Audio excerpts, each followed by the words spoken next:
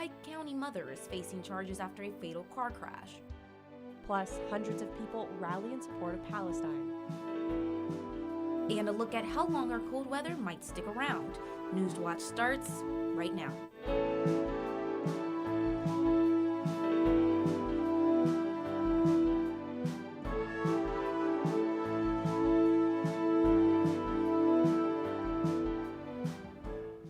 Good evening, I'm Haley Hollinger and welcome to Newswatch. And I'm Silver Barker, and this is your source impacting southeastern Ohio. A 7-year-old girl is dead after a single vehicle crash in Piketon County. The driver of the car was the girl's mother, Chastity Bliss. Bliss was driving east on Jasper Road with her 2 children when the car went off the road. Bliss's 7-year-old daughter was killed in the crash and her other daughter was uninjured. Bliss was arrested and charged with aggravated vehicular homicide, and police say she was allegedly driving impaired. The crash is still under investigation.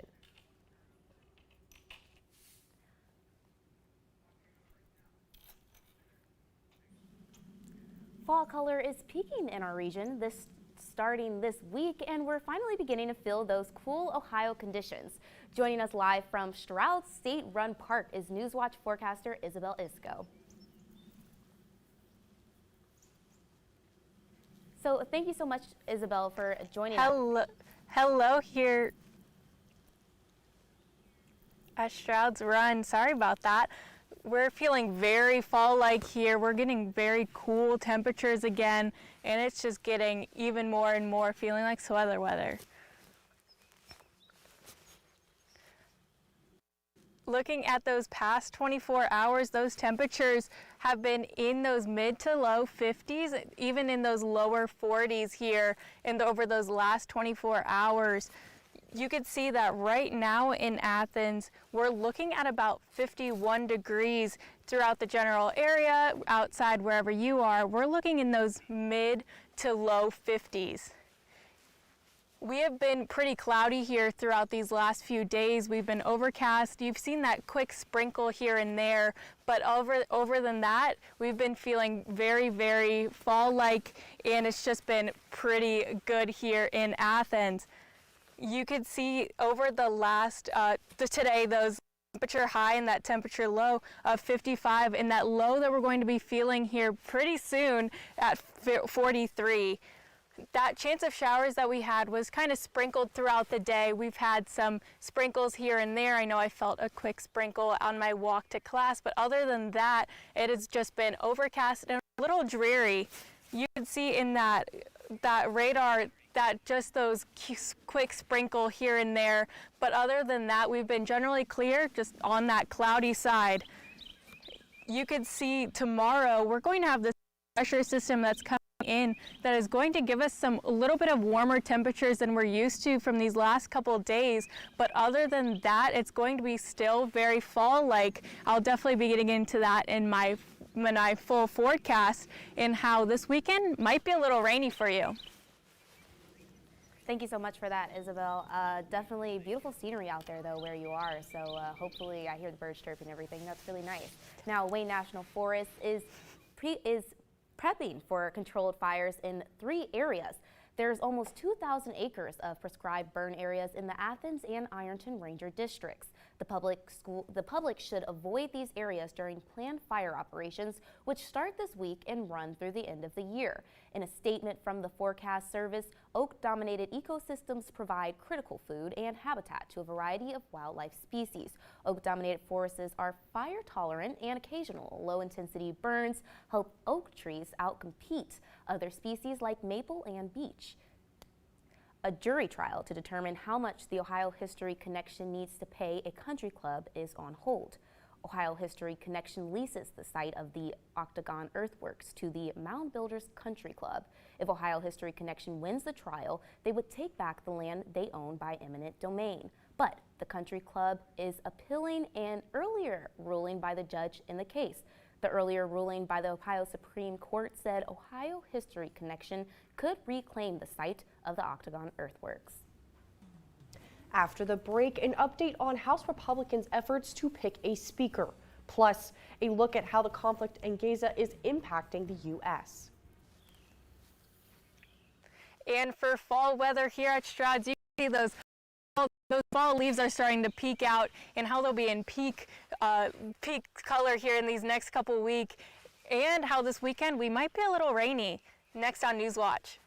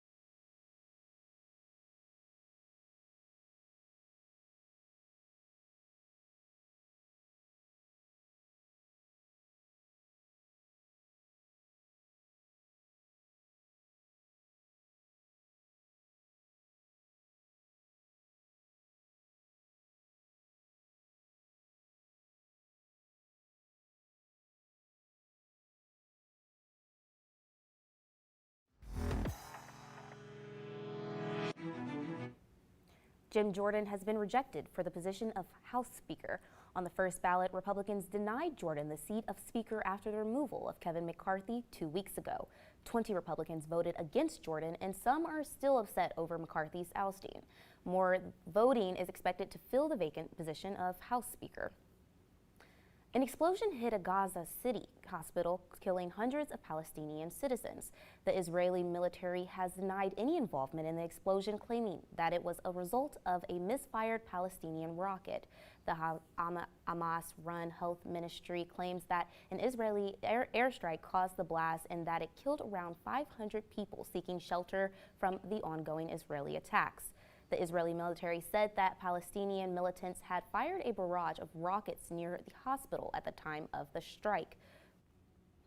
President Joe Biden visits Israel tomorrow, and the conflict has continued to escalate overseas. The United States is beginning to feel the effects of war as concerning details begin to come in from overseas. Just a warning, the images and videos you're about to see may be disturbing for some audiences. Disturbing new details emerging a day after a 6-year-old Palestinian-American boy was laid to rest. The young boy was stabbed to death in what law enforcement says was a hate-motivated attack. Landlord Joseph Zuba was charged with murder and hate crimes after police say he stabbed Waidia Al-Fayoum and seriously injured the boy's mother, Hanan Shaheen. According to court documents, his wife told police Zuba routinely listened to conservative talk radio and had been following the conflict in the Middle East. Prosecutors said he had asked the family to move out of their residence after the conflict started. Apparently, his wife said, because he believed Shaheen would bring her Palestinian friends to harm them. He was less worse to his mom. Mom, I'm fine. There is a palpable sense of fear across Palestinian communities. Some are worried about a possible increase in threats and anti-Muslim bias. I need my father to stay alive. I stay up at night, every night, praying and hoping he comes home safely. Palestinians in the U.S. are also awaiting news from their relatives who are trapped in Gaza amid the ongoing conflict. Every day we sit waiting on our phones to see if our friends and our family are alive. Americans are also looking to help Israelis affected by the war. The Jewish National Fund USA is working to raise $10 million in the next month to send aid to people living in Israel. I'm Gloria Pasmino reporting. In Kansas City, people have gathered in numbers to show support for Palestine. The rally was held in an attempt to show solidarity and support for those suffering from the conflict. Free Palestine! We've been through this many times before. Mohammed Oda grew up in Gaza. He has family living there still. My brother has lost his house. My niece has lost her house and all stuff. I've lost some of my extended family. That's why Oda joined hundreds of people on the plaza, rallying in support of Palestine. We are here to be their voice. With flags and signs and speakers, the group called for freedom for Palestine. Free Gaza! We are human beings, and we care about what is happening to them. Let their deaths open the eyes of the world. When will the world care? Enough is enough! Let them live! Organizers say it was a rally to show solidarity. To provide a space for them to come together, to see them in strength and in numbers, and to basically have their voices heard in opportunities like this one. It was also a space to honor the thousands of lives lost overseas. Until when is this gonna go? Enough is enough. The United States continues to feel the effects of the attacks in Gaza, and emotions are at an all-time high for those with connections to citizens caught in the conflict. We're joined again by Newswatch forecaster Isabel Isco live at Strouds Park. Now, Isabel, how's it looking out there? It is looking, I'm kind of chilly out here. This jacket is just about enough, but it is feeling fully like fall here at Strouds.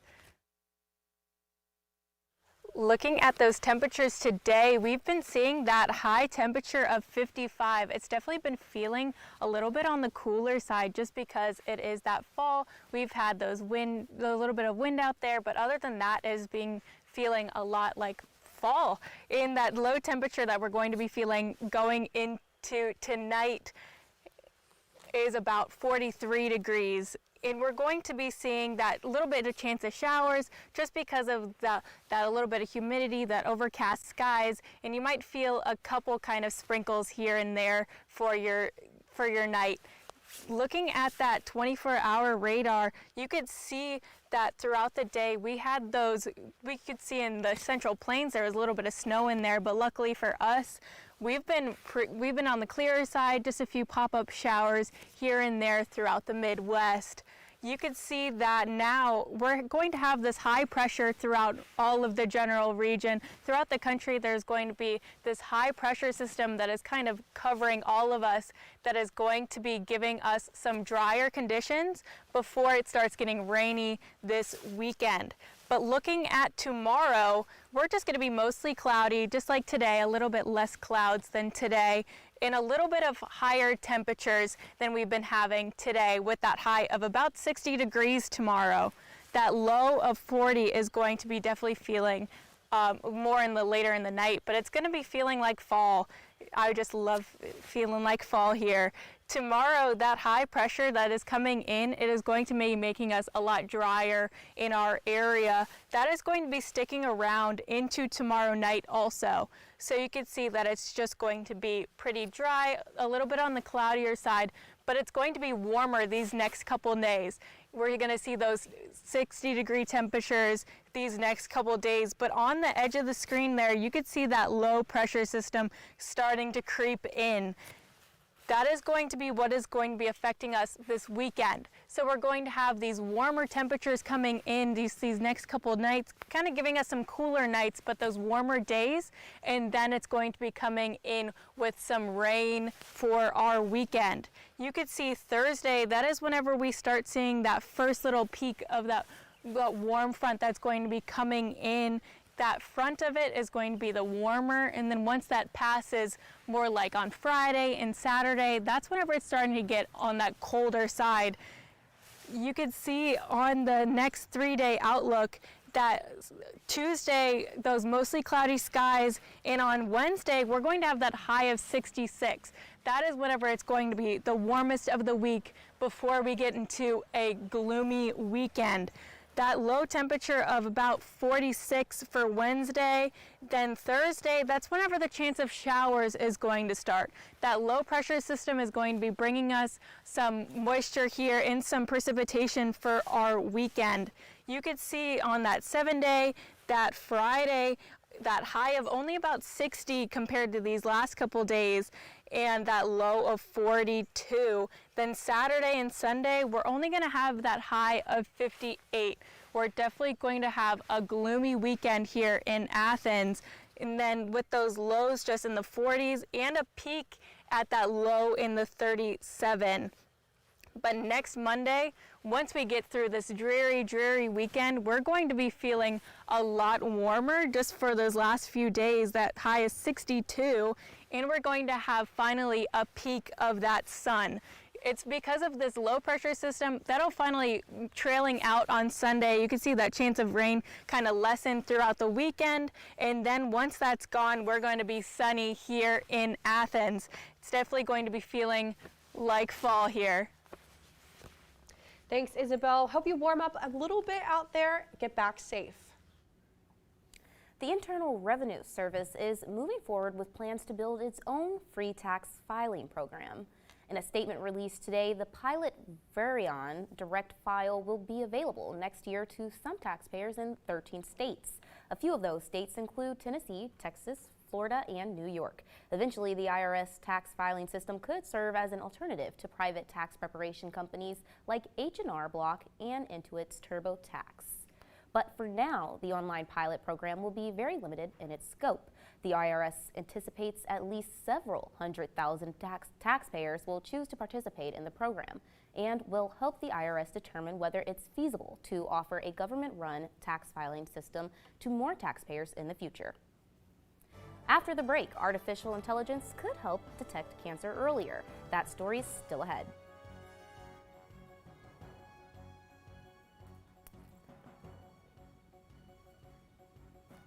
And for the latest from Newswatch, check us out on Instagram, Twitter, and YouTube.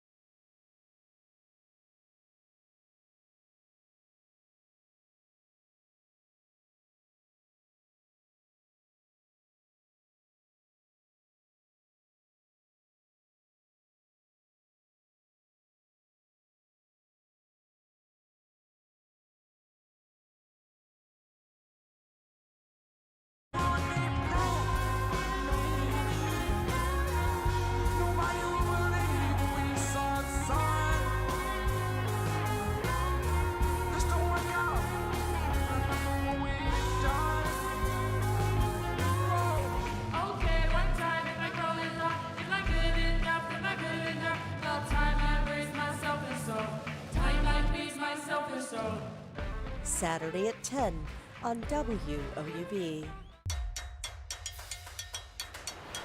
This is for you. You got grit, I can tell you're never gonna quit. No, not even for a split second. Counting all your blessings. You got personality like Christmas got his presents, and I like it. Yeah. I always want to create something that's gonna mean something. That's fabulous. And I like it. Yeah. Dare me to do something. Don't stop, honey, gotta do your thing. I like it. Don't stop, honey, gotta do your thing. I really want to show the world how beautiful our culture is. There was more similarities than differences. It makes us happy. It makes us feel good. Yeah. So spread those golden wings. We're gonna shine like the stars. Got the It is part of our unique story. All of us together. This is our special time. I like it.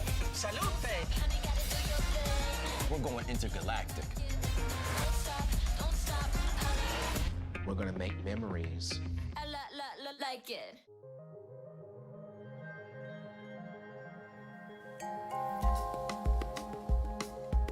I always like to think of myself as a social engineer. I generate infrastructure for social exchange. We are the only species that have the ability to transform what we imagine in our heads into something tangible that others can experience. Friday at 10 on WOUB.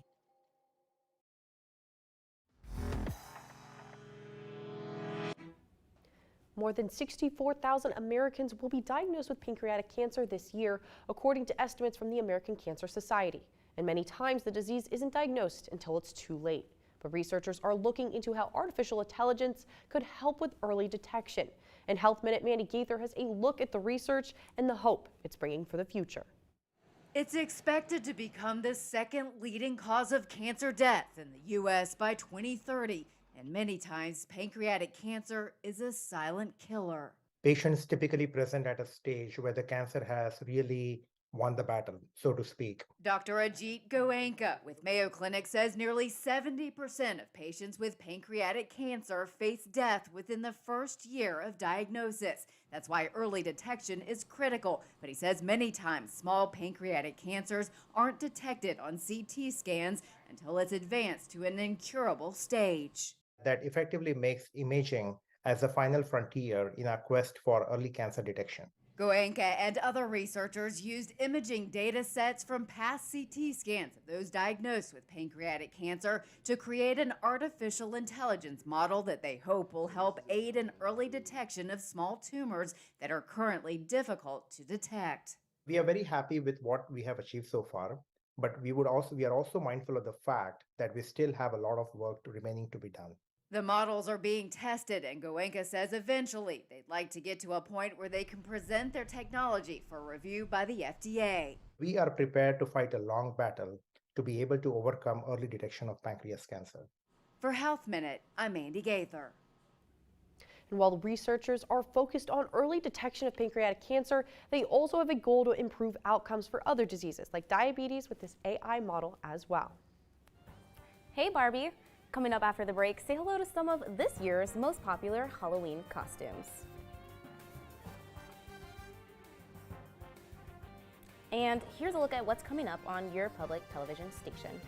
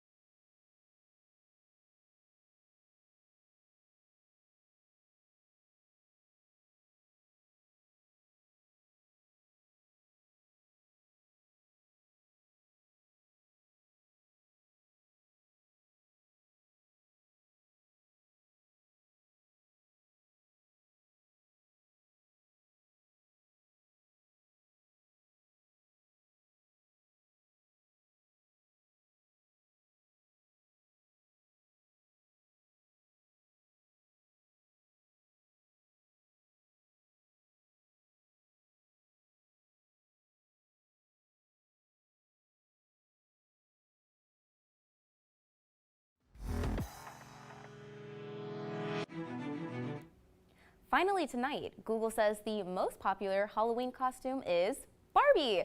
The dolls come in all sorts of outfits. Dr. Barbie, Astronaut Barbie, Supreme Court Justice Barbie, so a variety of costumes are available. Princess is the #2 pick based on a Google Trends experiment, Frightgeist. Spider-Man takes 3rd place. Other popular costumes include some classics, witch, cowboy, and ninja. And in a holiday crossover, the 10th most popular costume, is bunny. Yeah, those are interesting.